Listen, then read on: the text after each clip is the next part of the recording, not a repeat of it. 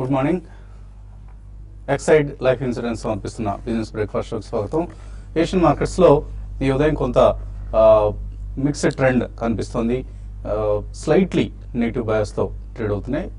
SX Nifty కూడా ఒక flat opening మనకు ఇండికేట్ చేస్తుంది. Last night all 3 US indices record highs దగ్గర క్లోజ్ అయ్యాయి. డౌ జోన్స్ ఇక లెస్ దాన్ 100 పాయింట్స్ దూరంలో ఉంది 20,000 మార్క్కి. సో ఒక హిస్టారికల్ రికార్డ్ హైకి దగ్గరగా ఉంది. సో డొనాల్డ్ ట్రంప్ ఎన్నిక తర్వాత అమెరికన్ మార్కెట్స్లో ర్యాలీ కొనసాగుతూనే ఉంది. అండ్ ఇవాళ కీలకమైన FOMC మీట్ సంబంధించిన అనౌన్స్మెంట్ ఇవాళ నైట్ వెలువడబోతోంది. మన కాలమానం ప్రకారం అర్ధరాత్రి 12:30 గంటలకు FOMC ఫెడ్ రిజర్వ్ మినిట్స్ మనకు అనౌన్స్మెంట్ బాకీ ఉంది. So 98% of the market participants వడ్డీ రేట్ల పెంపు ఉంటుంది. 9 ఏళ్ల విరామం తర్వాత యుఎస్లో వడ్డీ రేట్లు పెంచబోతున్నారంటూ ఊహిస్తున్నారు. సో వడ్డీ రేట్ల పెంపుతో పాటు 2017కు సంబంధించి ఎటువంటి గైడెన్స్ని FOMC మీటింగ్ ఇస్తుంది అన్న అంశాన్ని కూడా మార్కెట్స్ ఆసక్తిగా గమనిస్తున్నాయి. సో మేబీ వడ్డీ రేట్ల పెంపు కనుక ఒకవేళ లేకపోతే మార్కెట్స్ షాక్కి గురవుతాయి కూడా. సో అంతగా అందరూ కూడా వడ్డీ రేట్ల పెంపు ఉంటుంది అని ఆశిస్తున్నారు. So maybe next year another 2-3 rounds of rate hike కూడా ఉంటుంది అంటూ మార్కెట్స్ అంచనా వేస్తున్నాయి. సో వీటన్నిటికి సంబంధించిన కామెంటరీ ఇవాళ మీటింగ్లో ఇవాళ రాత్రికి వెళ్ళబోతుంది. సో మనం last day before the FOMC announcement ఉన్నాం కాబట్టి మార్కెట్స్లో కొంత ఒక సస్పెన్స్, ఒక ఎంతూజియాజం కనిపిస్తుంది మార్కెట్స్లో. మన మార్కెట్స్లో కూడా ఒక సడన్ ఎంతూజియాజం చూస్తున్నాం. అనుకోకుండా అకస్మాత్తుగా వచ్చిన ఉత్సాహం ఇది. సో నిన్న కూడా మార్కెట్స్ చాలా పాజిటివ్గా క్లోజ్ కావడం చూసాం. నిఫ్టీ ఇన్ఫ్యాక్ట్ 200 మూవింగ్ యావరేజ్ ఏదైతే ఉందో 8,207 దీన్ని నిలబెట్టుకుంటోంది, పైనే క్లోజ్ అయ్యే ప్రయత్నం కూడా చేస్తుంది. సో 8220 అండ్ 8090 ఇది ఒక నేరో జోన్గా మనం భావించవచ్చు నిఫ్టీకి సంబంధించి. సో ఆల్రెడీ మనం 8220 దగ్గర ఉన్నాం కాబట్టి ఒక రైట్ ఆన్ ది టిప్ ఉన్నాం. సో ఇక్కడ నుంచి కనుక ఒకవేళ పైకి బ్రేక్అవుట్ వస్తే మార్కెట్స్లో మళ్ళీ ర్యాలీ ఉంటుంది మనకు. లేదు ఈ లెవెల్ని కనుక నిలబెట్టుకోలేకపోతే మాత్రం మార్కెట్స్లో కొంత స్లైడ్ ఆర్ ఫాల్ ఉండొచ్చు. మరోవైపు మ్యాక్రో డేటా కూడా ప్రోత్సాహకరంగా వస్తుంది మనకు.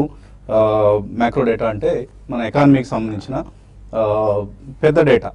సో చిన్న డేటా అంటే స్టేట్స్కి సంబంధించిందో లేకపోతే ఇండస్ట్రీస్కి సంబంధించిందో ఇటువంటివి మైక్రో డేటాగా భావిస్తూ ఉంటాం. మ్యాక్రో డేటా మనకు ఎకానమీకి సంబంధించి పాజిటివ్గా వస్తుంది. Inflation, in fact consumer price inflation new record loan touch చేసింది 3.63%. మార్కెట్లో అందరూ అంచనా వేసిన దానికంటే ఇది ఒక 0.25 to 0.5% తక్కువ. సో CPI నెంబర్ ఎంత తక్కువగా రావడం, ఫుడ్ ఇన్ఫ్లేషన్ ఆల్మోస్ట్ 2.2% పడిపోయింది. అఫ్కోర్స్ ఇదంతా కూడా డిమానిటైజేషన్ ఎఫెక్ట్ అని చెప్పుకోవాలి. డిమానిటైజేషన్ కారణంగా వస్తువులకి సేవలకి గిరాకీ తగ్గింది, డిమాండ్ తగ్గింది, ఫలితంగా ఇన్ఫ్లేషన్ తక్కువగా నమోదవుతోంది. కాబట్టి దీన్ని మరీ మనం చాలా సీరియస్గా తీసుకోవాల్సిన అవసరం లేదు. బట్ మళ్ళీ మనం మేబీ డిసెంబర్ జనవరి CPI బహుశా నెగిటివ్గా వచ్చినా కూడా ఆశ్చర్యపోవడం అవసరం లేదు. ఎందుకంటే అంతగా డిమాండ్ మనకు గూడ్స్కి పడిపోయింది. ఈ డిమాండ్ మళ్ళీ పెరిగే విధంగా ప్రభుత్వం త్వరలోనే అతి త్వరలో రీమానిటైజ్ చేయాలి ఎకానమీని అండ్ ఫిజికల్ స్టిమ్యులస్ మెజర్స్ని కూడా ప్రకటించాల్సిన అవసరం ఉంటుంది to push up the demand for goods. Otherwise మనం రియల్ ఎకానమీ కొంత దెబ్బతినే అవకాశం ఉంటుంది. But otherwise of course long term gains అన్ని కూడా మనం చాలా ఎక్స్పెక్ట్ చేస్తున్నాం డిమానిటైజేషన్ కారణంగా. కాబట్టి షార్ట్ టర్మ్ పెయిన్ని అందరం తట్టుకోవాలనే మనం ఎప్పటికప్పుడు సలహా ఇస్తూ ఉండడం అందరికీ తెలిసే ఉంటుంది. అండ్ మార్కెట్స్లో మనం చూస్తే మ్యాక్రో డేటా ఎందుకు పాజిటివ్గా వచ్చింది, ఒకటి CPI, రెండోది కరెంట్ అకౌంట్ డెఫిసిట్ ఇప్పుడు 0.6% ఆఫ్ GDPకి పడిపోయింది. సో కరెంట్ అకౌంట్ డెఫిసిట్ ఇంతకుముందు ఒక దశలో మనకు చాలా ఆందోళనకరమైన పరిస్థితి ఉండింది. అది ఇప్పుడు చాలా తగ్గిపోయింది. అండ్ ఫారిన్ డైరెక్ట్ ఇన్వెస్ట్మెంట్ పెరగడం ఒక కారణంగా చెప్పుకోవచ్చు. క్యాపిటల్ అకౌంట్ అఫ్కోర్స్ అది క్యాపిటల్ అకౌంట్ కంట్రిబ్యూట్ చేస్తుంది. బట్ కరెంట్ అకౌంట్ కూడా 0.6% తగ్గడం అనేది ఒక పాజిటివ్ ఫ్యాక్టర్ ఎకానమీకి సంబంధించి. సో అత్యధిన్ వస్తాయంటూ ప్రధాని చెప్తున్న మాటలు నిజమవుతున్నాయా? మేబీ రాబోయే రోజుల్లో వెలువడే డేటా మనకు తెలియజేస్తుంది అత్యధిన్ వస్తున్నాయా లేదా అన్నది. బట్ ప్రస్తుతానికి మాత్రం it is encouraging. The data that is coming out of the macro parameters is so positive, so encouraging. So $17 billion of foreign direct investment వచ్చింది లాస్ట్ ఫ్యూ మంత్స్లో. సో ఇందులో ఆఫ్ కోర్స్ వోడాఫోన్ లాంటి పెద్ద deals కూడా ఉన్నాయి. And ఈ నేపథ్యంలో నిన్న మనం మార్కెట్స్లో బయింగ్ చూసాం. యాక్సిస్ బ్యాంక్ కావచ్చు, L&T కావచ్చు, ITC కావచ్చు, RIL, ONGC ఇటువంటి large cap stocks. Mid caps నిన్న మొన్న కూడా అండర్ పెర్ఫార్మ్ చేశాయి. బట్ లార్జ్ క్యాప్స్లో ఒక స్ట్రాంగ్ బయింగ్ చూస్తున్నాం మనం. యాక్సిస్ బ్యాంక్ లాంటివి one of the weaker banks now. ఇంతకుముందు ఉన్న పరిస్థితికి ఇప్పటికీ చాలా భిన్నమైన పరిస్థితి కనిపిస్తుంది యాక్సిస్ బ్యాంక్లో. అంత వీక్ బ్యాంక్ని కూడా లోవర్ లెవెల్స్ దగ్గర ఇన్వెస్టర్స్ కొంటున్నారు. So with a hope that it might see revival in the coming quarters అన్న ఉద్దేశంతో. సో ఇదే పరిస్థితి మనం ఆర్ఐఎల్ ఎల్ఎన్టీ ఐటీసీలో కూడా చూస్తున్నాం. RIL ONGC of course crude prices పెరుగుతున్నాయి కాబట్టి ఈ కంపెనీ షేర్స్ బాగా పెరగడం కూడా మనం చూస్తున్నాం. సో ఇటువంటి హెవీ వెయిట్స్ అన్నింటిలో కూడా 200 to 250 crores వర్త్ బయింగ్ ప్రతి కౌంటర్లో కూడా మనం చూసాం, డెలివరీ బేస్డ్ బయింగ్. వీటితో పాటు కొన్ని సెలెక్ట్ మిడ్ క్యాప్స్ కూడా ఇన్స్టిట్యూషనల్ ఇన్వెస్టర్స్ కొంటున్నారు. డెన్ నెట్వర్క్స్ ఫర్ ఇన్స్టాన్స్ 16% పెరిగింది నిన్న. అలాగే మైంట్రీ 5% పెరిగింది, కర్ణాటక బ్యాంక్ 5% పెరిగింది, అండ్ టీవీఎస్ మోటార్స్. ఇటువంటి స్టాక్స్ లైక్ టాటా మోటార్స్ నిన్న ఒక పెద్ద బల్క్ డీల్ జరగడం చూసాం. ఆల్మోస్ట్ 4% టాటా మోటార్స్ నిన్న పెరగడం చూసాం. సో అక్కడ అంటే గ్రూప్లో జరుగుతున్న రకరకాల పరిణామాలను కూడా పక్కన పెట్టి ఇన్వెస్టర్స్ ఆయా స్టాక్స్ను కొనడం చూస్తున్నాం మనం. అయితే లాస్ట్ 1 month, ఈ మంత్లో ఇప్పటిదాకా చూస్తే మనం డిసెంబర్ మంత్లో కనుక చూస్తే మన మార్కెట్స్ ఇంకా అండర్ పెర్ఫార్మ్ చేస్తున్నాయి. ఎందుకంటే advanced economies like Dow Jones index for instance చూస్తే 4% పెరిగింది దీనిలో. జపనీస్ ఇండెక్స్ నికాయ్ 5% పెరిగింది, డాక్స్ 6% పెరిగింది, క్యాక్ 5% పెరిగింది. ఇది యూరోప్ యూఎస్కి సంబంధించిన అంశం. అయితే ఎమర్జింగ్ ఎకానమీస్లో హ్యాంగ్సెంగ్ హాంకాంగ్ చెందిన ఇండెక్స్ ఇది 1% తగ్గింది, షాంఘై 3% తగ్గింది, సెన్సెక్స్ ఫ్లాట్గా ఉంది.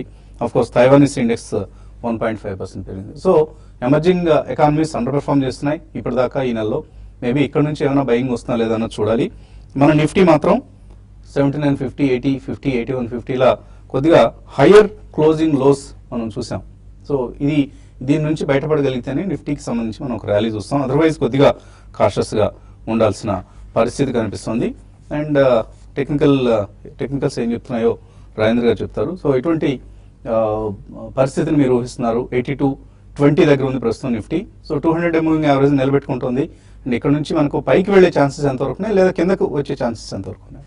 ఐ థింక్ నిన్న మనకి లాస్ట్ 1 hour లో కొద్దిగా షార్ట్ కవరింగ్ ర్యాలీ రావటం చూసామండి. సో బేసికలీ నిన్నటి rally was predominantly all sectors participate చేసినాయి. Maybe banking was a leader అని చెప్పొచ్చు, ఆల్మోస్ట్ 300-250 పాయింట్స్ పెరగటం చూసాం. అదేవిధంగా ఐటీ మార్నింగ్ చాలా వీక్ గా ఓపెన్ అవటం చూసాం. సో డేస్ లోస్ నుంచి ఆల్మోస్ట్ 150 పాయింట్స్ ఐటీ పెరగటం చూసాం. సో దీని ర్యాలీ నిన్నటి వచ్చింది ఏంటంటే it's only event based short covering rally అని చెప్పొచ్చు. ఎందుకంటే ఎప్పుడైతే ఈ రోజు ఈవినింగ్ ఫెడ్ అనౌన్స్ చేస్తుందో ప్రాబ్లీ ఇంట్రెస్ట్ రేట్ హైక్ కానీ లేదంటే డౌన్ కానీ whatever it is. So probably event ముందు people doesn't want to be short in the market అని దీని అర్థం. సో నిన్నటి మార్కెట్ లో ఆయిల్ మార్కెటింగ్ కంపెనీస్ కూడా ఏవైతే కపుల్ ఆఫ్ డేస్ గా వీక్ గా ట్రేడ్ అవుతున్నాయో సో ప్రాబ్లీ వాటిలో కూడా షార్ట్ కవరింగ్ రావడం చూసాం. ఫర్ ఎగ్జాంపుల్ బీపీసీఎల్, హెచ్పీసీఎల్ వీటిలో కూడా కొంత బయింగ్ చూసాం. So all in all probably Nifty కనుక చూస్తే 8207 అనేది మనకి 200-day మూవింగ్ యావరేజ్, అదేవిధంగా 8117 అనేది 20-day moving average. So short term లో ఈ రెండు కూడా మనకి సపోర్ట్ పాయింట్స్ గా తీసుకోవచ్చు. అదేవిధంగా 8056 ఏదైతే స్వింగ్ లో ఉందో ప్రాబ్లీ అక్కడ ఒక స్ట్రాంగ్ సపోర్ట్ ఉండే ఛాన్స్ ఉంది. అండ్ 3-day హై 8274 ఎప్పుడైతే బ్రేక్ అవుతుందో మేబీ ఫ్రెష్ ర్యాలీకి మళ్ళా నిఫ్టీలో ఐ థింక్ పైకి వెళ్ళే ప్రయత్నం చేస్తుంది. ఆ ర్యాలీ ప్రాబ్లీ 8402 దాకా అప్ సైడ్ వెళ్ళే ఛాన్స్ ఉంటుంది. So all in all probably I think ఈ రోజు ఈవెంట్ ఉంది కాబట్టి ప్రాబ్లీ కొద్ది సైడ్ వేస్ ఉంటమే it's a good idea. Maybe market కొద్ది కరెక్ట్ అవుతే కనుక 8100 కింద స్టాప్ లాస్ పెట్టి డిప్స్ లో ఐ థింక్ బై చేయొచ్చు.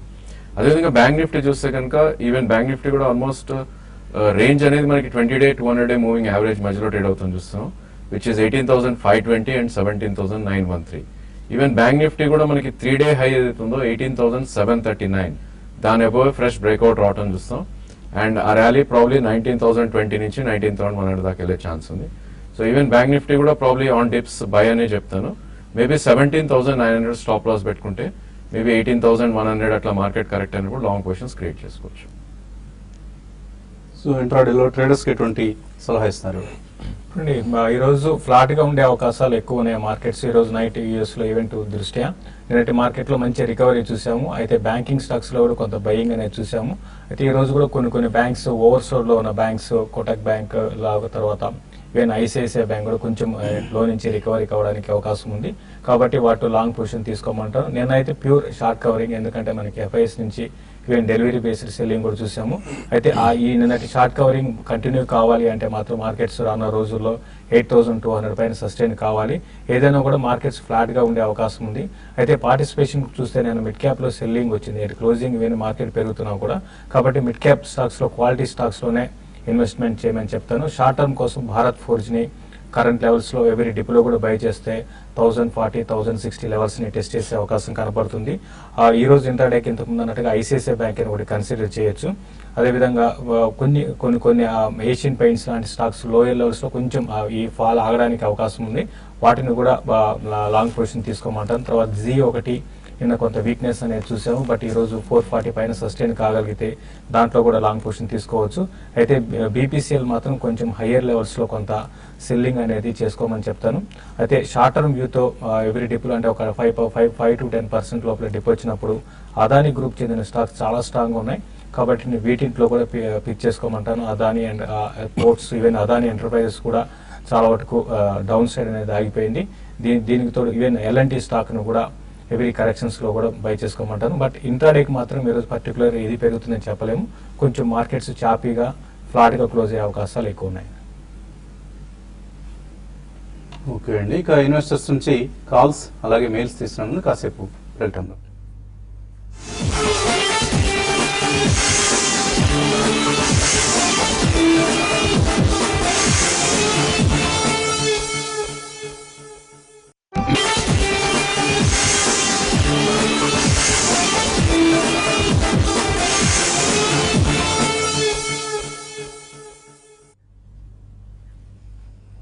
ఎక్సైడ్ లైఫ్ ఇన్సూరెన్స్ సమర్పిస్తున్న బిజినెస్ బ్రేక్ఫాస్ట్ షోకి తిరిగి స్వాగతం. ఇవాళ మన యూట్యూబ్ ప్రసారాలు మార్నింగ్ టైం ఉండవు, సో టిల్ 1:30 ఉండవు. ఈ అంశాన్ని దయచేసి గమనించండి, ఎందుకంటే అందరం కూడా ఒక పెళ్లికి వెళ్లాల్సిన అవసరం ఉంది. సో ఎవరిది పెళ్లి అంటే మన అనలిస్ట్, మన అందరి అభిమాన అనలిస్ట్ ప్రబల బాలసుబ్రహ్మణ్యం గారి కుమార్తె వివాహం ఈరోజు జరగబోతోంది. సో ఆ పెళ్లికి అందరం అటెండ్ కావాలి కాబట్టి యూట్యూబ్ ప్రసారాలు ఉండవని దయచేసి గమనించండి. సో ఈ ప్రసారాలు చేయలేకపోతున్నందుకు చింతిస్తున్నాం. అయితే అట్ ది సేమ్ టైం మ్యారేజ్కి అటెండ్ కావాలి కదా, మన బాధ్యత. అండ్ దీనికి సంబంధించి వెబ్ కాస్టింగ్ కూడా జరుగుతోంది. బాలగారి కుమార్తె వివాహం సంబంధించిన వెబ్ కాస్టింగ్ కూడా ఎవరైనా చూడాలి అని అనుకుంటే eventsmind.com/Sripriya-weds-meher-surendra.html ఈ వెబ్ కాస్టింగ్ ద్వారా కూడా బాలగారి వాళ్ళ అమ్మాయి వివాహాన్ని మనం చూసే అవకాశం కల్పించారు. So we wish the new couple all the best and we wish them a very happy married life. బాలగారు కాలర్స్ లైన్ ఉన్నారు. మొదటి కాలర్ ప్రకాశం జిల్లా నుంచి త్రిమూర్తులు. హలో, అడగండి త్రిమూర్తులు, అడగండి, ప్రశ్న అడగండి. వినిపిస్తుంది. హలో సార్, నేను బిఎంఏలో అకౌంట్ తీసా సార్. ఏమండి? సార్ బిఎంఏలో కమోడిటీస్ అకౌంట్ తీస్తే కమోడిటీస్ అకౌంట్ అకౌంట్ తీస్తే నాకు ఎంసీ కంబైన్ లెక్కలో సార్ ఈక్విటీస్ కి దానికి. ఓకే, కమోడిటీస్ కి ఇవి స్పష్టంగా అడగండి, మీరు అడగదలుచుకున్నాను సార్. దానికి కంబైన్ లెక్కలో సార్ నేను ఎంసీఎక్స్ లో ఈక్విటీస్ లో డబ్బులు ఉన్నాయి సార్. ఈక్విటీస్ లో డబ్బులు కమోడిటీస్ చేస్తే వాళ్ళు ఏం చేశారంటే ఎంసీఎక్స్ పెనాల్టీ వేసారు సార్ నాకు 30,000. ఎంసీఎక్స్ వాళ్ళు మీకు పెనాల్టీ వేస్తారా? ఎందుకు వేశారు? ఓకే, మీరు టీవీ వింటున్నారు, టీవీలో మీ మాట వినే ప్రయత్నం చేస్తున్నారు, ప్రశ్న అడగటం కంటే కూడా దాని మీద ఎక్కువ ఫోకస్ చేస్తున్నారు. సో ఎటువంటి సలహా ఇస్తారండి? అంటే అది యాక్చువల్గా ఏంటంటే కొన్ని బ్రోకింగ్ కంపెనీస్ 2-in-1 అకౌంట్ అని ఒకటి ఓపెన్ చేస్తున్నారండి. అంటే అటు కమాడిటీస్ లోను, అంటే ఇక్కడ ఈక్విటీ మార్కెట్స్ అయిపోగానే కమాడిటీస్ లో ట్రేడింగ్ చేసుకోవచ్చని. అయితే అలొకేషన్ అనేది, మనీ అలొకేషన్ అనేది మీకు క్లియర్ గా ఏంటంటే అటు కమాడిటీకి సపరేట్ గా ఉంటుంది, ఈక్విటీస్ కి సపరేట్ గా ఉంటుంది. రెండు కూడా మీకు ఈక్విటీస్ లో ఎక్స్పోజర్ మొత్తం తీసుకుంటే కమాడిటీస్ లో ఏముండదు. అయినా మీరు పొజిషన్ తీసుకున్నారు, దానికి ఎంసీఎక్స్ వాళ్ళు మీకు కొంచెం ఫైన్ వేసినట్టున్నారండి. కాబట్టి మీకు కమాడిటీస్ లో ఒక డబ్బులున్నా కూడా రెండింటిని 50-50 మీరు చేసుకోవచ్చు. బట్ ఇది కొంచెం రిస్కీ బెట్ అవుతుందండి, ఎందుకంటే అటు నుంచి ఇటు, ఇటు నుంచి అటు షిఫ్ట్ చేసుకోవడం మనీ అనేది.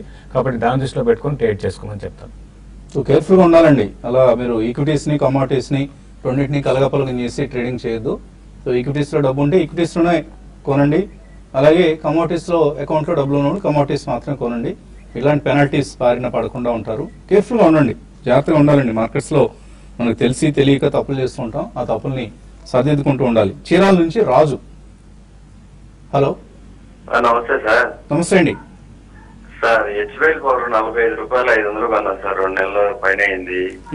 అది రేటు ఉంచుకోమంటారు, 1 సంవత్సరం ఉంచుకుందాం అనుకుంటున్నా సార్. అదొకటి భగీరథ ఒక 500 తీసుకున్నా సార్, 160 రూపాయలు, అది 1 సంవత్సరం అయింది. 2 ఉన్నాయి సార్, వాటి గురించి HBL power and Bhagiratha. HBL power problem మీరు ఈ స్టేజ్ లో హోల్డ్ చేయొచ్చండి, ఎందుకంటే ఈ స్టాక్ ఆల్రెడీ మనకి 28.5 దగ్గర బాటమ్ అవుట్ అవడం చూసాం. సో దీని ఆల్ టైమ్ హై 64, ఆల్మోస్ట్ 28 దాకా లో వచ్చి ఒక కన్సాలిడేషన్ నుంచి కొద్దిగా అప్ ట్రెండ్ స్టార్ట్ అయినట్టు కనిపిస్తుంది చార్ట్స్ పరంగా.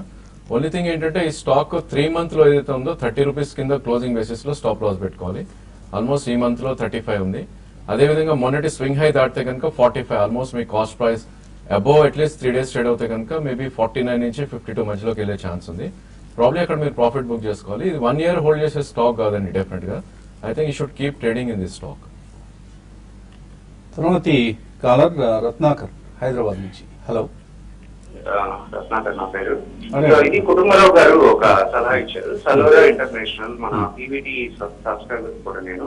ఓకే. సో తను ఇచ్చిన రికమెండేషన్ నెక్స్ట్ డే చూస్తే వాల్యూమ్స్ ఓన్లీ 6 ఉన్నాయండి, ఓన్లీ ఎన్ఎస్సీలో 6 ఉంది వాల్యూమ్.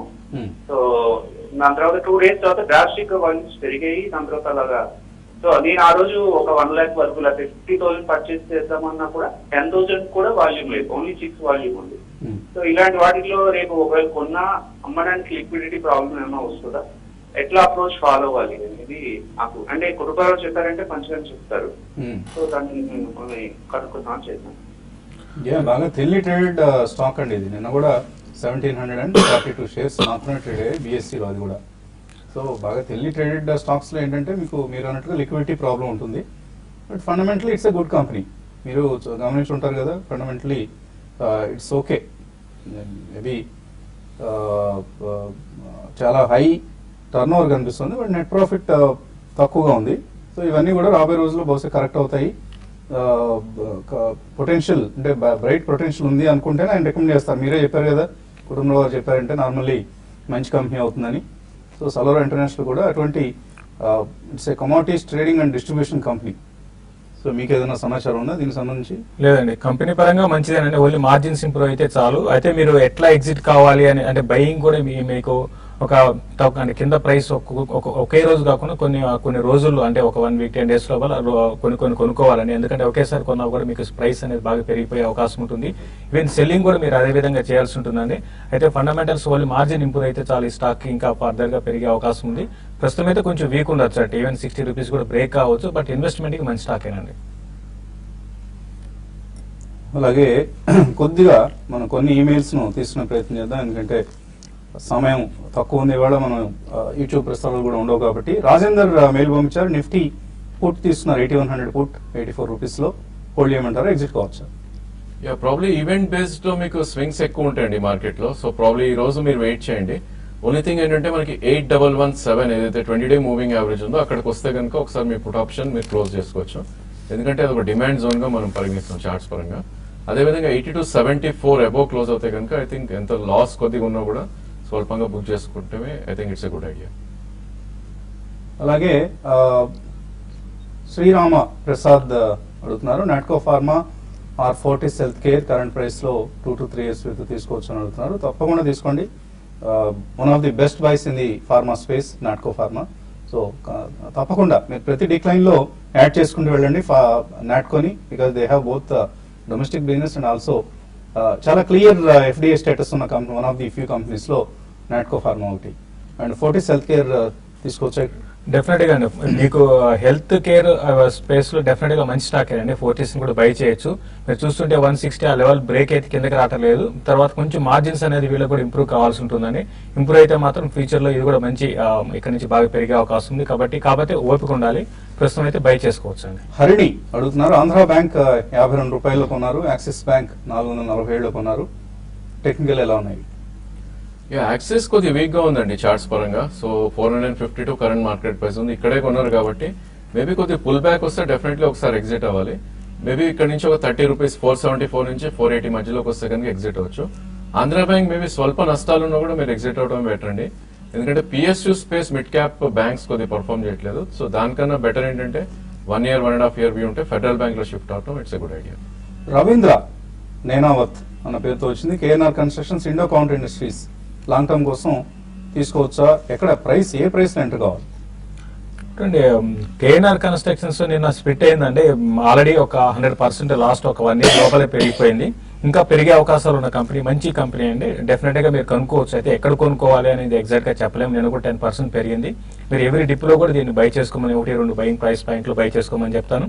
ఇండో కౌంట్ ఇండస్ట్రీస్ మాత్రం ఇది కొంచెం వెయిట్ చేయండి. ఇది కొంచెం ప్రస్తుతం షార్ట్ టర్మ్ మాత్రం కొంచెం వీక్నెస్ అనేది ఉండే అవకాశం ఉంది.